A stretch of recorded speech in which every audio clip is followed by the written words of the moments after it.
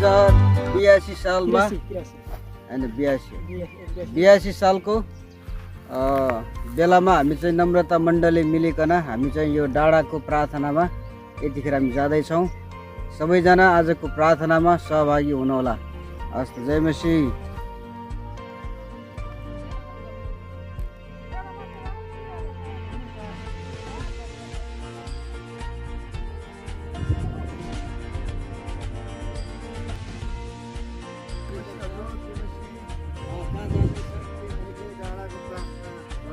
आज वैशाख 1 गते 2082 मा आज प्रभुको महिमा गर्नुपर्छ।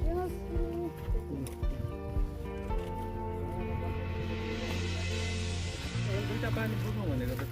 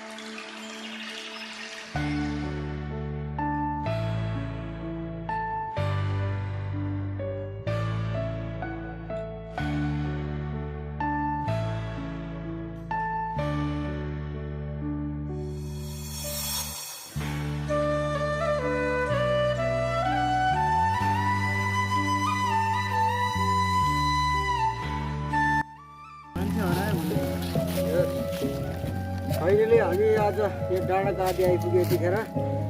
अब अझै छ, अझै 1 घन्टा लाग्छ माथि।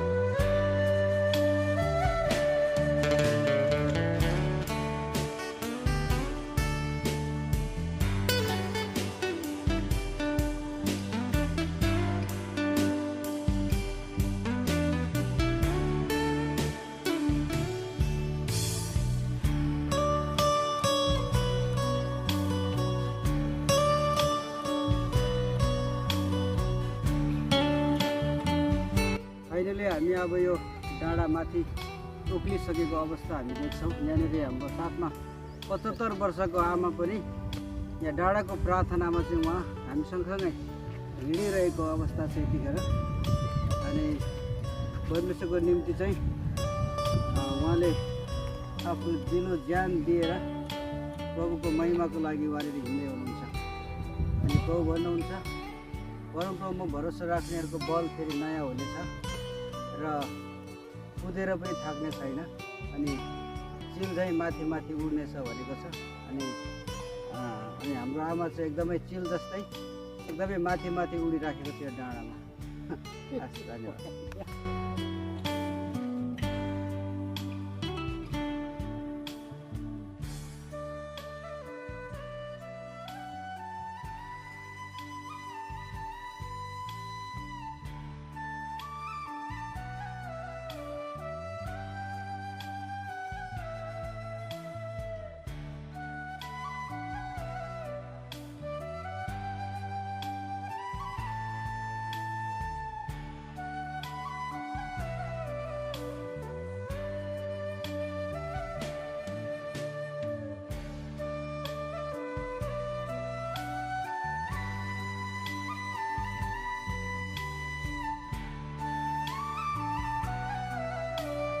ठुलो नम्रता मण्डली परिवारबाट यसरी यो डाँडाको प्रार्थनामा हामी आइराखेका छौँ र विशेष परमेश्वरको आराधना हामी एकछिन गरौँ।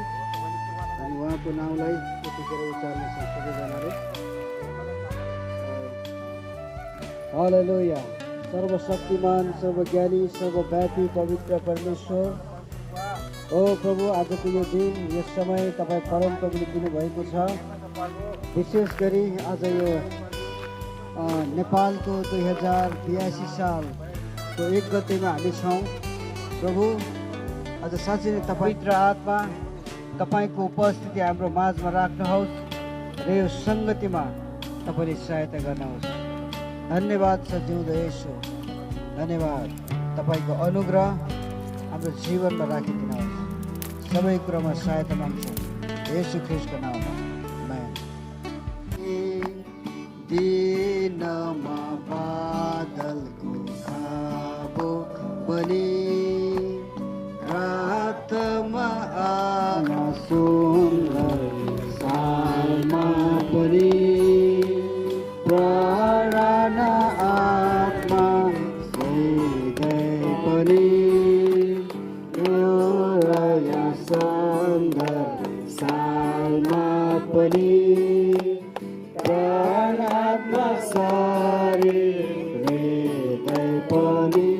रक्षा गरिदिनु भो प्रभुजी।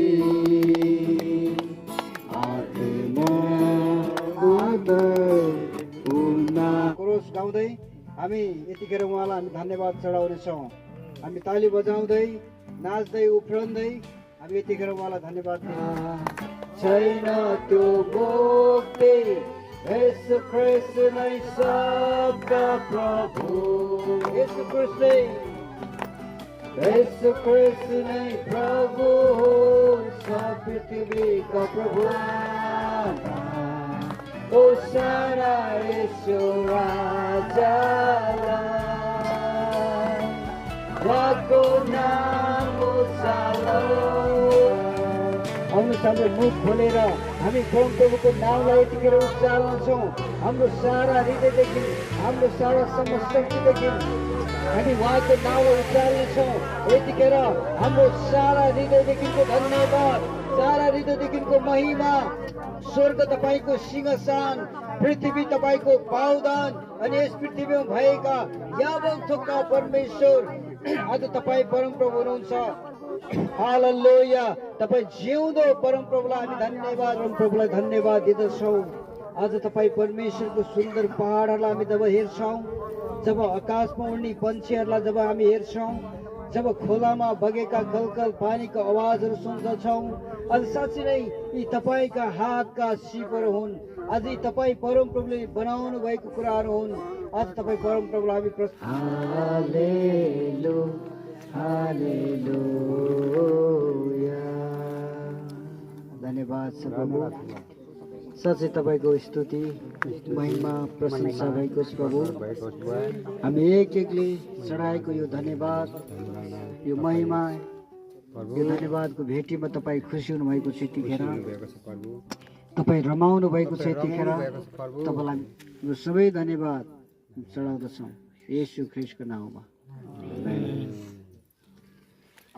भने त मेरो दास होस्, मैले तँलाई छानेको छु र तँलाई इन्कार गरेको छैन।